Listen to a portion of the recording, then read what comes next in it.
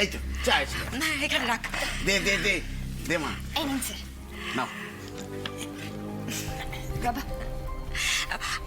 আমি আমি সবার জন্য একটু জল খাবার করি, কেমন? হ্যাঁ যাও। না না মা, চাতেই হবে। স্যার তো তোমাদের সঙ্গে কথা বলতে এসেছেন। কি হলো স্যার, বলুন। হ্যাঁ মানে আপনাদের সবার শরীর টরীর ঠিক আছে তো? হ্যাঁ ওই চলছে আর কি। উফ স্যার, আসল কথাটা বলুন না আপনি। কি ব্যাপার বাবা জীবন, বলো না, বলো, কষ্ট করে বলো। না না, কোনো সংকোচ করো না, বলো।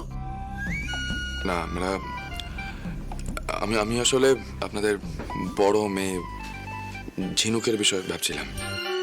ঝিনুক? ঝিনুক কেন বাবা?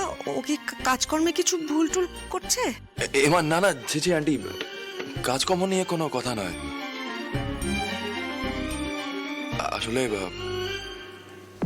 আসলে আসলে আন্টি মানে ঝিনুকদের বিয়ে নিয়ে কি ভাবছো তোমরা? আমি আমি এটাই বলতে এসেছিলাম। ঝিনুকের বিয়ে? কই না, আমরা তো কেউ কিছু ভাবিনি। বলছি বাবা, তোমার হাতে কি ভালো পাত্র আছে? সেটা এখনই কি করে বলবো বলো তো মা। আন্টি এখনই তেমন পাত্র কেউ নেই, কিন্তু আমরা এটাই জানতে এসেছি যে যদি কোনো ভালো পাত্র সন্ধান পাওয়া যায় তাহলে বিয়ে দেবেন ঝিনুকের? সে আর বলতে বাবা, কিন্তু কি বলতো, সবটাই নির্ভর করছে তো ঝিনুকের ওপর। ও মেয়ে চলে নিজের মর্জি মতো, তারপর তার যা মেজাজ হয়েছে আজকাল। বলছি বাবা, তুমি একবার কথা বলে দেখো না ওর সঙ্গে।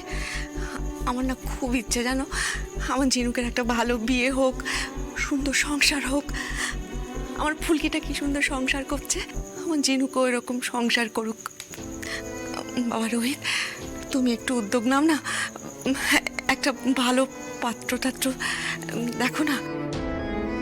মানে আন্টি, আমার পছন্দ করা পাত্রর সঙ্গে আপনি ঝিনুকের বিয়ে দেবেন? কি যে বলো বাবা তুমি, তোমাকে আমরা সবচেয়ে বেশি বিশ্বাস করি। তুমি যে আমাদের চোখে কি তুমি জানো না।